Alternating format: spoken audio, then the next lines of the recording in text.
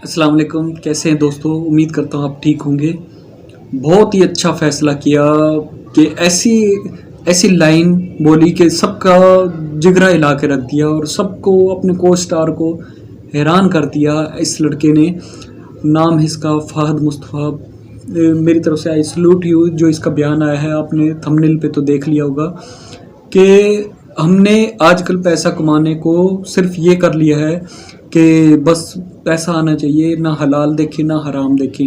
बहुत पहले मेरा एक उस्ताद मोहतरम थे, उन्होंने फरमाया था कि अगर आपने पैसा कमाना है और ये सोच लिया कि ना हलाल देखना है ना हराम देखना है, बस मैंने पैसा कमाना है, तो बस फिर अपने कपड़े उतार के अपने कंधे पर रख लो और निकल पड़ो और कुछ अरसे में आप करोड़पति बन जाओगे।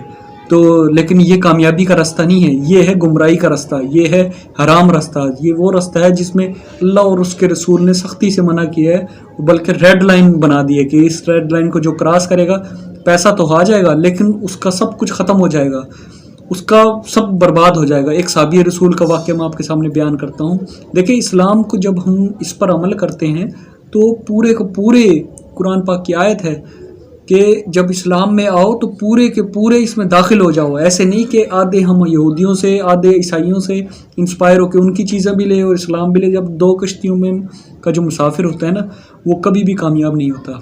तो जनाब वाला, अब मैं एक साहबी का वाक़या आप के सामने बयान करता हूँ। उसने कहा, या रसूलुल्लाह सल्लल्लाहु अलैहि वसल्लम, मेरे लिए दुआ करें कि अल्लाह ताला मुझे माल अता करे, मैं बड़े हालात तंग है। नबी पाक सल्लल्लाहु अलैहि वसल्लम ने उसके लिए दुआ मांगी और दुआ मांगी कि या अल्लाह इसको माल वाफर मिकदार में दे। तो मतलब दुआ उसके लिए की, तो उस साहबी के पास इतना माल आया, वो साहबी 5 टाइम नमाज़ पढ़ने आता था, फिर 2 टाइम 3 टाइम आने लग गया। तो कुछ अर्सा बाद और माल उसके पास आया, तो फिर हर जुम्मे को नमाज़ पढ़ने हुज़ूर के पास तशरीफ़ लाता। तो फिर काफ़ी अरसा हो गया, फिर ईद की ईद नमाज़ पढ़ने आने लग गया कि इतना उसके पास माल आ गया। तो फिर ऐसा हुआ कि कई ईदें गुजर गई, साल गुजर गए, वो आया नहीं। आप नबी पाक सल्लल्लाहु अलैहि वसल्लम ने कुछ सहाबियों को उसके पास भेजा कि अल्लाह की राह में ज़कात के लिए, कि लेकिन उसने उस सहाबी ने मना कर दिया, जिससे नबी पाक सल्लल्लाहु अलैहि वसल्लम ने उसके लिए बद्दुआ की कि उसका माल अल्लाह ताला बर्बाद करे। जो इस्लाम की में पूरा इस्लाम की चीज़ों पर अमल नहीं करेगा तो उसकी ज़िंदगी तहस नहस हो जाएगी। फिर उसके साथ ऐसा हुआ कि बस बताने के काबिल नहीं है। अल्लाह ताला हम सबको माफ़ करे। जिसके बारे में नबी पाक सल्लल्लाहु अलैहि वसल्लम को गुस्सा है आपको, आप इतना उससे नाराज़ हुए तो उसकी ज़िंदगी का क्या फ़ायदा? वो तो उससे बेहतर तो वो मर ही जाए।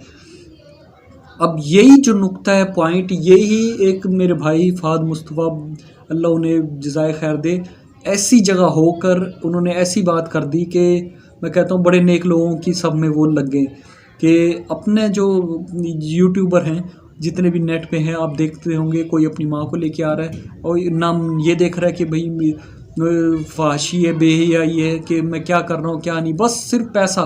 अपनी बेगम को लेके आ गया, कोई अपनी बेटी को लेके आ गया।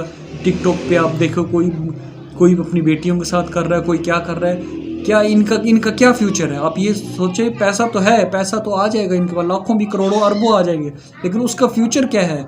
उसकी कामयाबी क्या है? अगर वो अचानक एक टिकटॉकर की आपने देखी, अचानक रिसेंटली कुछ पिछले साल की बात है, उसकी डेथ हो गई, उसकी जिना अस्पताल कराची में उसकी लाश पड़ी रही 3 दिन तक, उसके घर वाले लेने नहीं आए, लाताल्लुकी का ऐलान कर दिया। जब हमारा मरना ऐसा होगा क़यामत में, हमें अल्लाह ताला के सामने हम किस मुंह से जाएंगे? तो क्या फ़ायदा पैसे का? तो ये हमें सोचना पड़ेगा। अल्लाह ताला हमारा हामी नासिर हो। और ये पैगाम आपको अच्छा लगा हो, वीडियो अच्छी लगी हो, तो प्लीज़ आगे शेयर लाजमी कीजिएगा, क्या पता मेरी ये मैसेज किसी के पास जाए और वो सोचे और उसकी ज़िंदगी संवर जाए, और जिससे मेरी भी आखिरत संवर जाए। जज़ाकल्लाह, thank you very much, God bless you, Allah.